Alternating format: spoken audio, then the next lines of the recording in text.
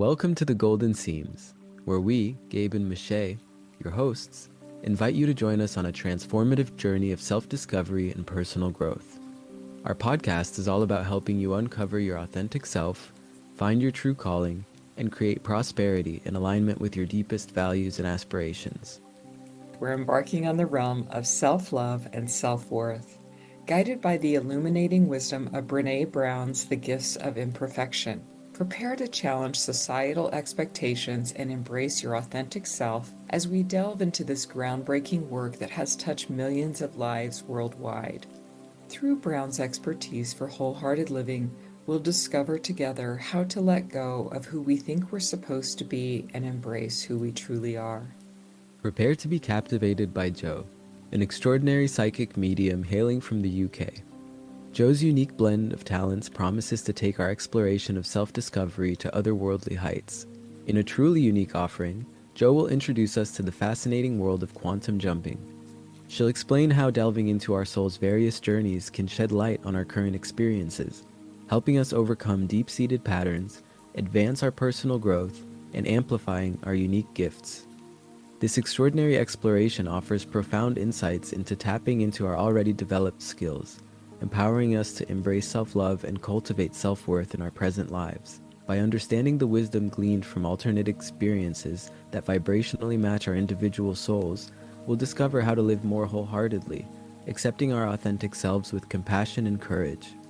Join us for this unforgettable journey of self-discovery, where the keys to living a more fulfilling life may lie in the secrets of our soul's journeys, guiding us towards a future brimming with self-acceptance and purpose. Also joining us as we explore self-love and wholehearted living from Hong Kong is Tanya, creator of the Compassionate Couch, a transformative hypnotherapist and wellness facilitator. Tanya will illuminate the path to manifesting our authentic selves through the art of vision or mood boards. Tanya's passion for helping others overcome life's challenges shines through in her approach as she guides us in creating powerful visual representations of our deepest aspirations and self-worth. She'll demonstrate how crafting unique, powerful, and effective vision or mood boards can serve as a tangible reminder of our inherent value and the dreams we dare to pursue. Through this creative process, we'll learn to embrace our imperfections, visualize our potential, and courageously step into a future aligned with our true selves. Tanya's experience will help us transform abstract concepts of self-love into concrete, daily practices that nurture our journey towards wholehearted living. Tanya helps individuals achieve balance, healing, and holistic well-being by shifting limiting beliefs, breaking negative patterns, and creating personalized transformational roadmaps. An international holistic wellness practitioner, Tanya leads workshops on a diverse range of subjects including vision boarding, manifestation, gratitude, stress management, brain health, and personal empowerment. Currently traveling through Asia, she hosts wellness workshops and hypno-meditation classes to inspire balance, health, and transformation. Tanya's work is deeply rooted in the mind-body connection, empowering others to unlock their potential and live with purpose and joy. Each of these inspiring women will offer unique perspectives on self-exploration and personal development, providing you with practical tools to enhance your journey of self-discovery and growth.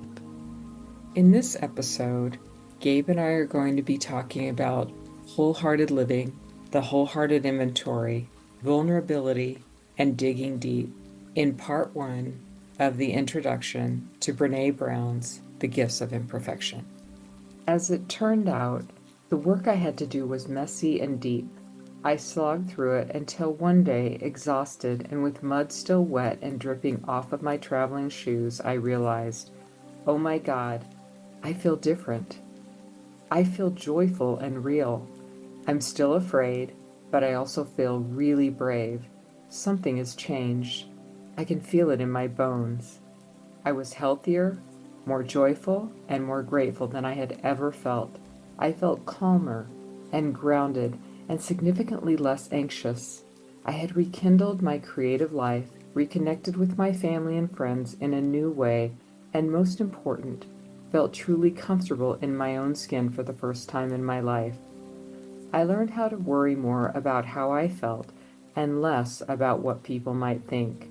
I was setting new boundaries and began to let go of my need to please, perform, and perfect.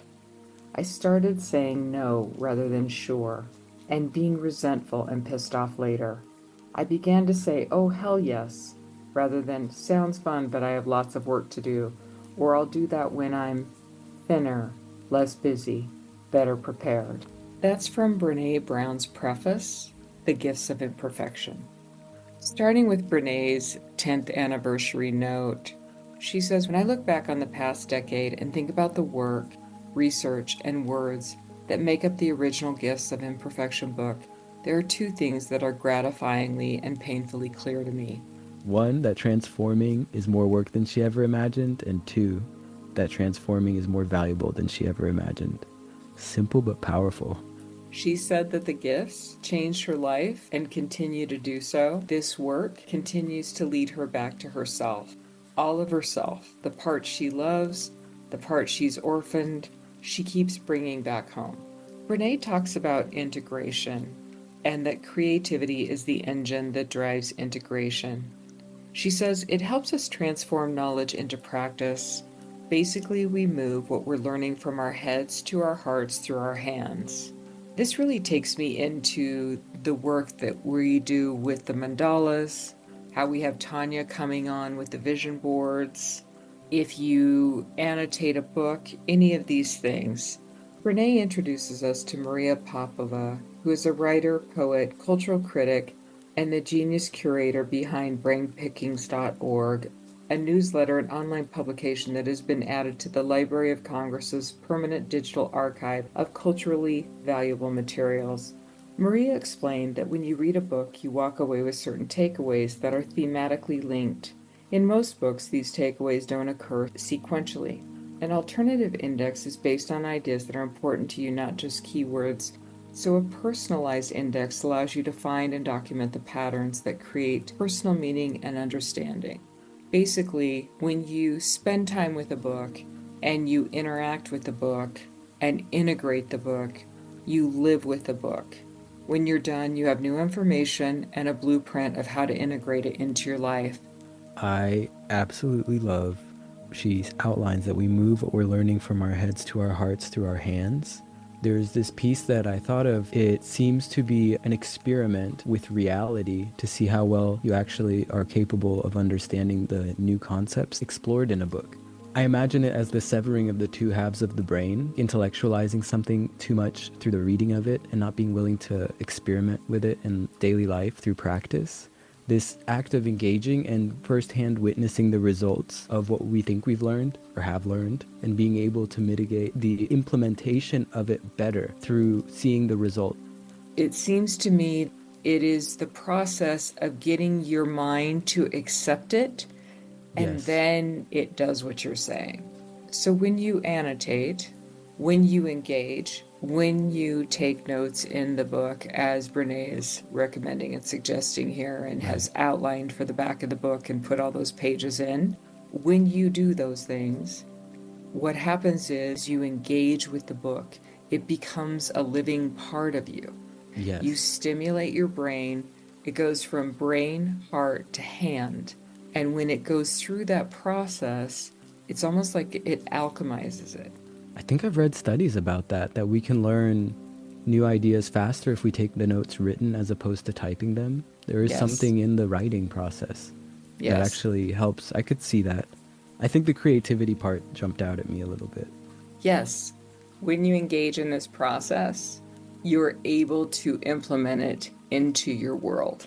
That's why when you engage in creating the mandalas and coloring it, and you're listening to the subliminal, and you're listening to the podcast, and you're listening to the meditation, it engages this process, and then suddenly you can set boundaries, and you can live wholeheartedly, and you can implement it easier. Got it. What I was missing is the creative piece is kind of, she's encouraging the reader to identify what resonates with them and create that index based on their personal needs and what they're trying to get out of the book. And by that, they're co-creating with the book instead of relying on the chapters and section outlines. That's exactly what she's saying. Got it. Wow, Brené. I know. Brené shares the Latin root of the word integrate is integrare, which means to make whole. How do we use what we're learning about wholeheartedness to actually make ourselves more whole? With this book, there is the Wholehearted Inventory, BrenéBrown.com, Wholehearted Inventory. We'll put the link below. It's an assessment you take before you start reading the book, maybe 5 to 10 minutes.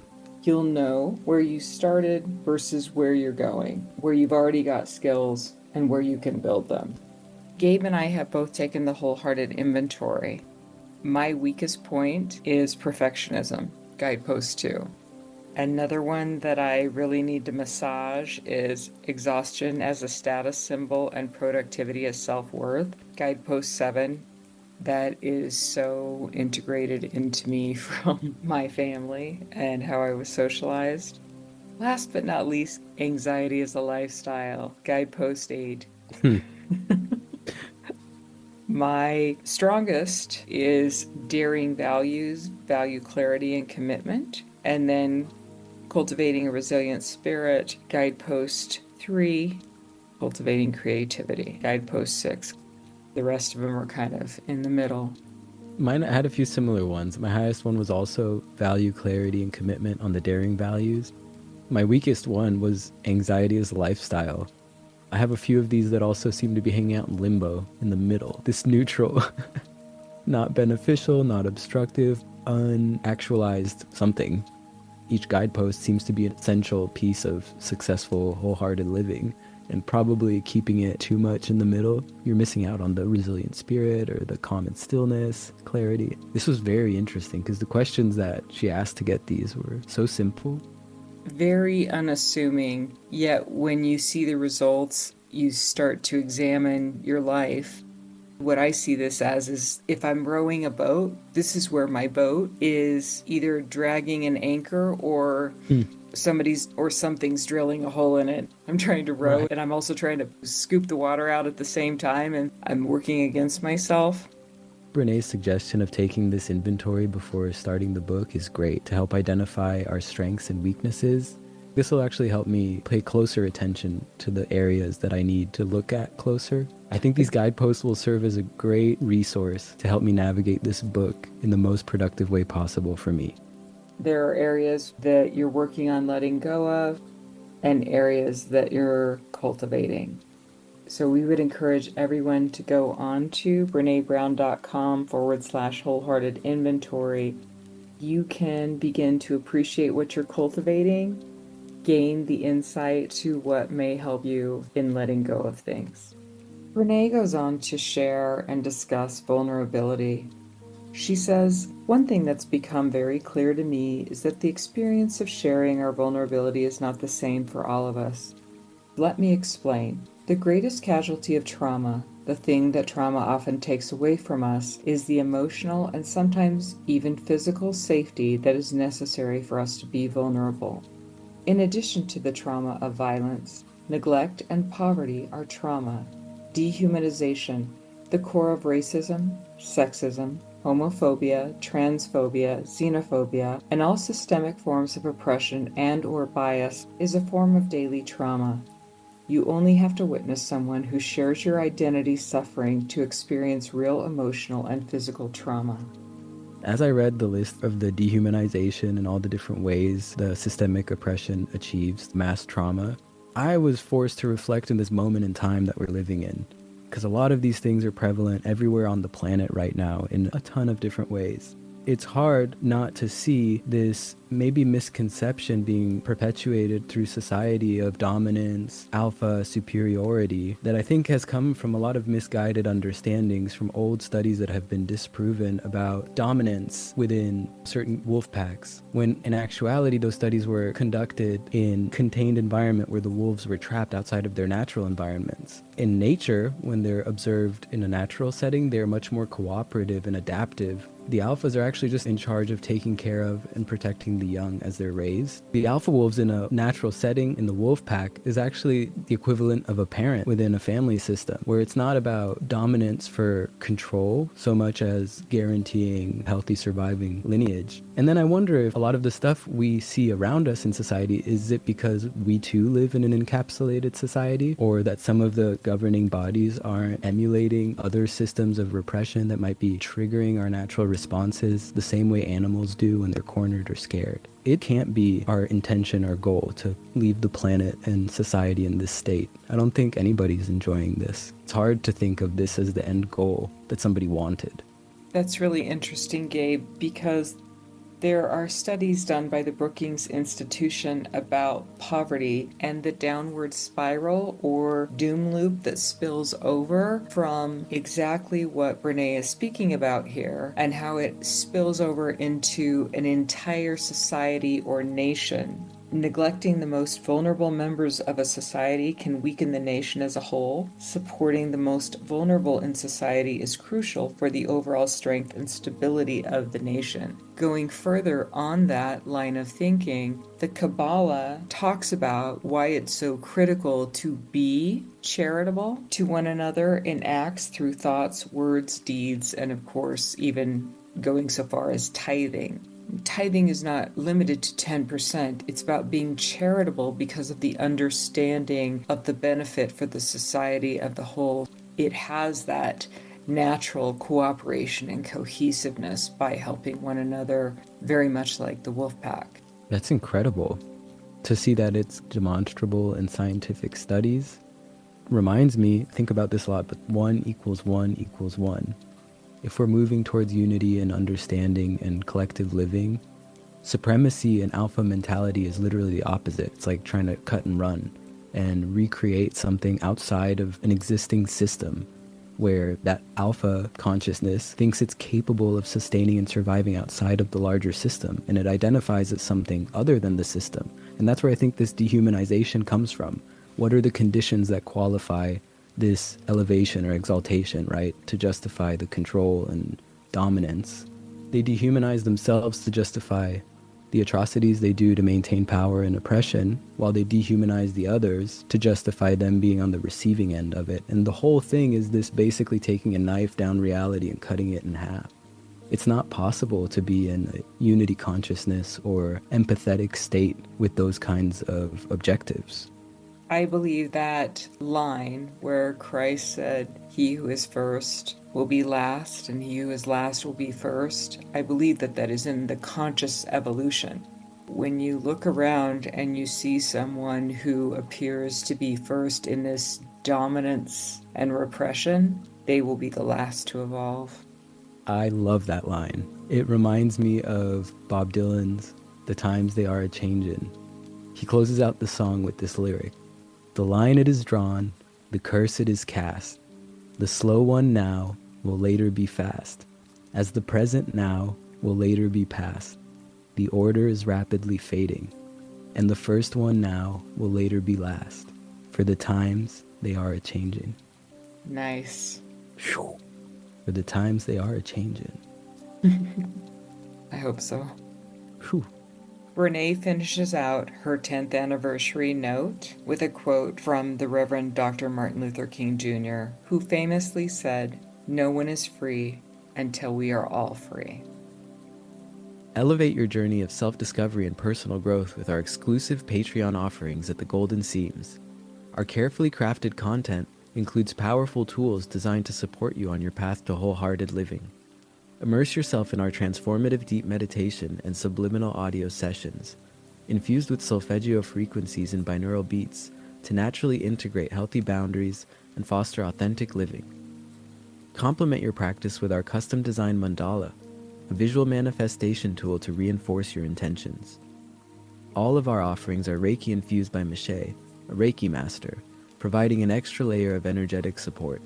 This synergistic combination of audios and visual aids works with your subconscious mind to accelerate growth, amplify manifestation abilities, and effortlessly integrate self-love and wholehearted living into every aspect of your life.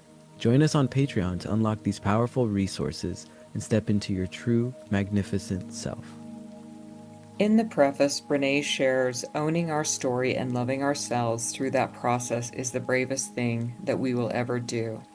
Once you see a pattern, you can't unsee it. Our minds are engineered to seek out patterns and to assign meaning to them. Humans are a meaning-making species. Brené goes on to share that she is a pattern hunter. Through Brené's research about shame and the fear of not being enough, she discovered many of us are afraid to let our true selves be seen and known. She says, but in this huge amount of data, there was also story after story of people who were living these amazing and inspiring lives. And this is where she discovered wholeheartedness. She says she had a lot of questions about people who lived wholeheartedly. How did they create resilience in their lives? What did they value? What were their main concerns? How did they resolve or address them? Can anyone create a wholehearted life? What does it take to cultivate what we need? What gets in the way? And she came up with a do and don't list. Made 2 columns. The do column, she says, was brimming with words like worthiness, rest, play, trust, faith, intuition, hope, authenticity, love, belonging, joy, gratitude, and creativity. The don't column was dripping with words like perfection, numbing, certainty, exhaustion, self-sufficiency, being cool, fitting in, judgment, and scarcity. I find it intriguing. Brené goes on to share, I thought I'd find that wholehearted people were just like me and doing all of the same things I was doing, working hard, following the rules, doing it until I got it right, always trying to know myself better, raising my kids exactly by the books. I truly believed that I deserved confirmation that I was living right. But the tough lesson that she says she learned that day and every day since, how much we know and understand ourselves is critically important, but there is something that is even more essential to living a wholehearted life, loving ourselves. Knowledge is important, but only if we're being kind and gentle with ourselves as we work to discover who we are. Wholeheartedness is as much about embracing our tenderness and vulnerability as it is about developing knowledge and claiming power. One of the most significant pieces that she shares here, if you take anything away from this discussion, she says we cannot give our children what we don't have. Where we are on our journey of living and loving with our whole hearts is a much stronger indicator of parenting success than anything we can learn from how-to books. This journey is equal parts heart work and head work. She went down the list. She said, this is just great. I'm living straight down the shit list. You know what I think is fascinating about this? Wholehearted people aren't doing things like everyone else who does what they're supposed to be doing. I think it's so interesting that the measurement isn't from the outside in for wholehearted living, right? There's no status, there's no accreditation. You can't get any sort of badge to prove it. It's like a self-earned experience of some sort that you have to cultivate. This idea that nature thrives and propagates when it respects the timing from the inside out. Flowers blooming, eggs hatching, all of the ways trees grow. You can't force growth, and creating a society that measures value based on growth standards to perpetuate agendas or whatever other systems we may be born into to prioritize how we feel is a form of rebellion. It's so true. The other piece to that is look at what's happened through us manipulating everything in this world. Oh my God. Look at what's happened from us looking from the outside in. I look at what I went through with my health, which was so significant for so many years, and they were always diagnosing the result, and no one was looking at the cause. And if you go inside, if you work from the inside out, everything works out. But when you try to manipulate in the reverse of that, you can't hold all those balls up in the air. Something is going to drop. It doesn't work. It doesn't work. Does not.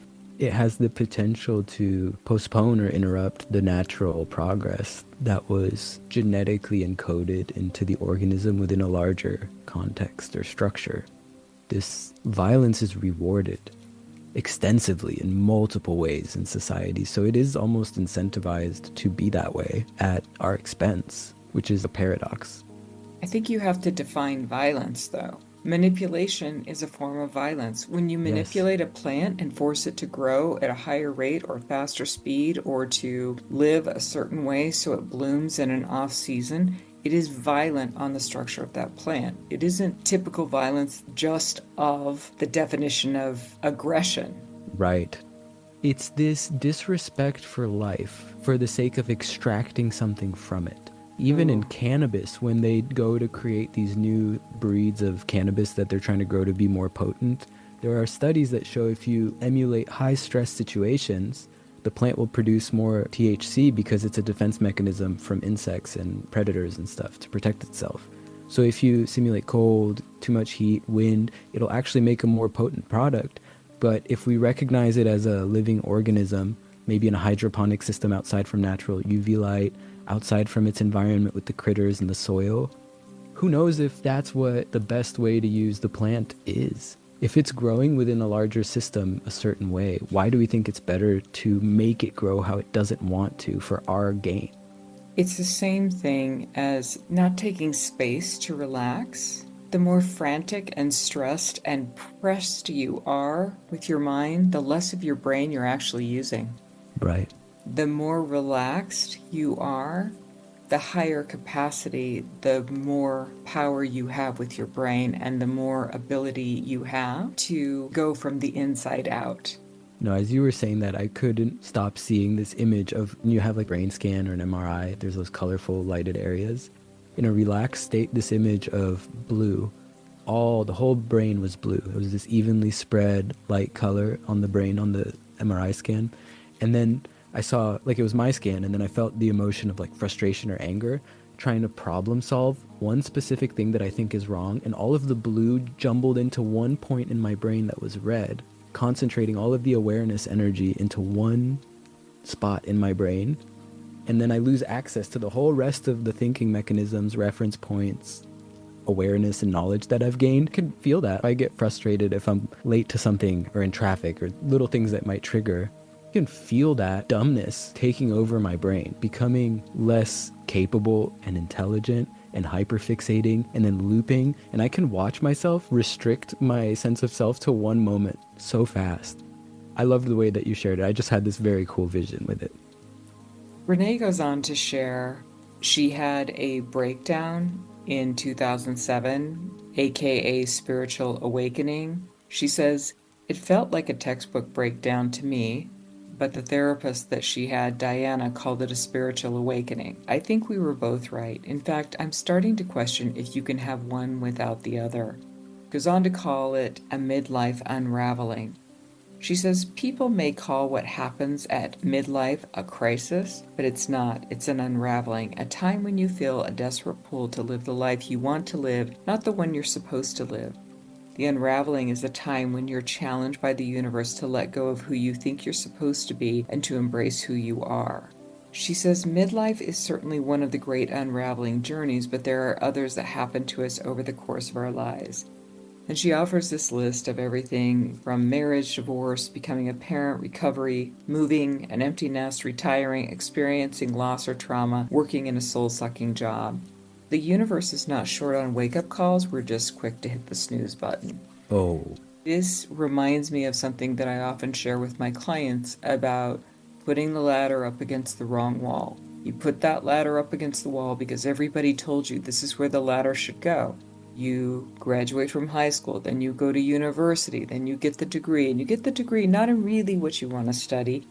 You get it in the thing that you think is going to pay you the most or set your life up the most. Next thing you know, you have this entire life structured and built around this, or you don't even go into what you studied, and then you end up getting a job in something completely different, hence the working in a soul-sucking job hmm. situation.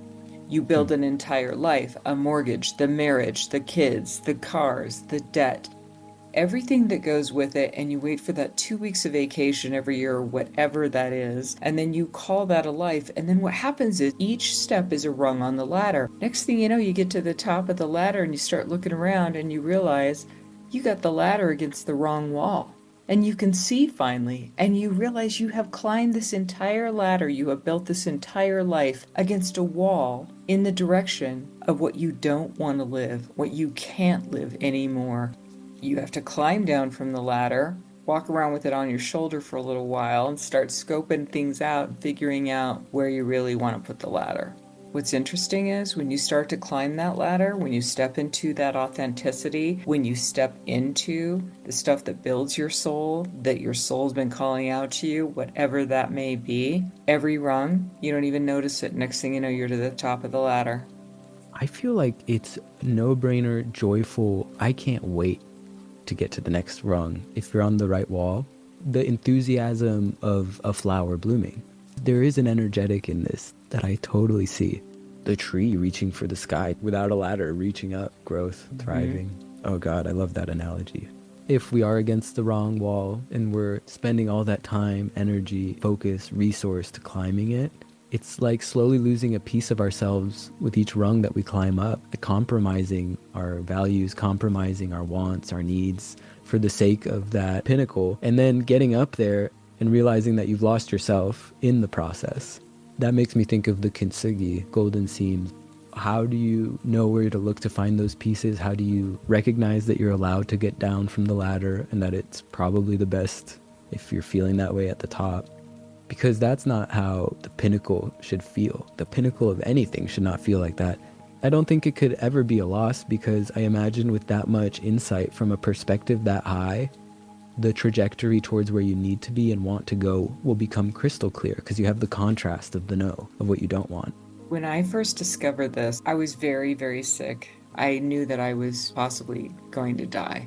The doctors didn't know how to help me. Years later, through some of the work that I was learning to do, I was taken back to one of the happiest moments in my life. And it was when I was very sick. What I saw through this regression was myself sitting in Italy, because I had decided that if I was going to die, I was going to go back home.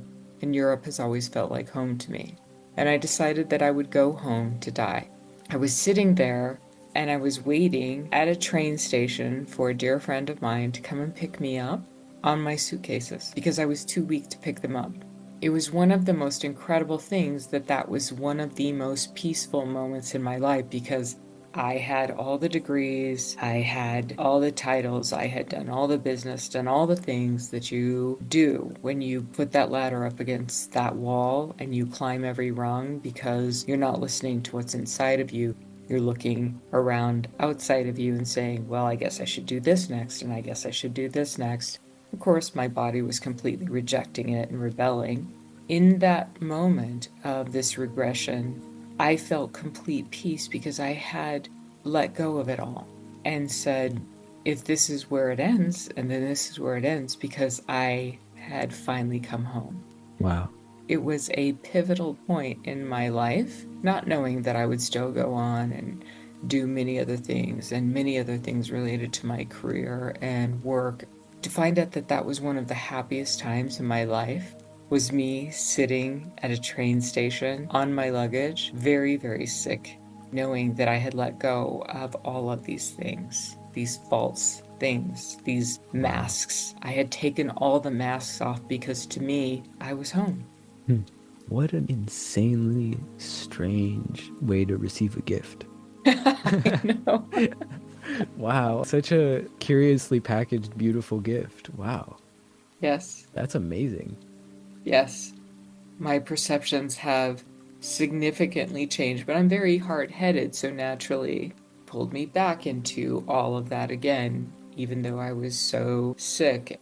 It's amazing that continuous climbing up the ladder, you can suffocate or put on so many masks, you don't even realize who you are. That's the root. How do you know where the inside is from the outside if we don't know who we are? What is original thought? What is a planted or inception kind of from the outside, cultural or otherwise? There's an answer. That seems to be one of the great openings to the mysteries of life, that question alone. Enjoyed what you heard? There's more to explore. For full-length discussions, exclusive content, and easy-to-use tools designed to effortlessly support your authentic transformation, subscribe to our Patreon, The Golden Seams. Don't miss out. We welcome you to join our growing community and dive deeper into the topics you love. Experience the golden seams on Patreon and unlock the complete experience for yourself now. We're truly grateful for your presence and participation in this journey of self-discovery and personal growth. Remember, your path to authenticity and prosperity is unique, and we're honored to be a part of it. If you found value in today's episode, we invite you to like, subscribe, and share it with others who might benefit. Until next time, embrace your imperfections and let them be your greatest gifts. This is Gabe and Michae signing off from the Golden Seams. May you discover the courage to be vulnerable, the compassion to love yourself, and the wisdom to live wholeheartedly. May your path be golden as you find the strength to mend and beautify the broken parts of your life, weaving golden threads through the fabric of your authentic self, just like the art of kintsugi. We'll see you in our next episode.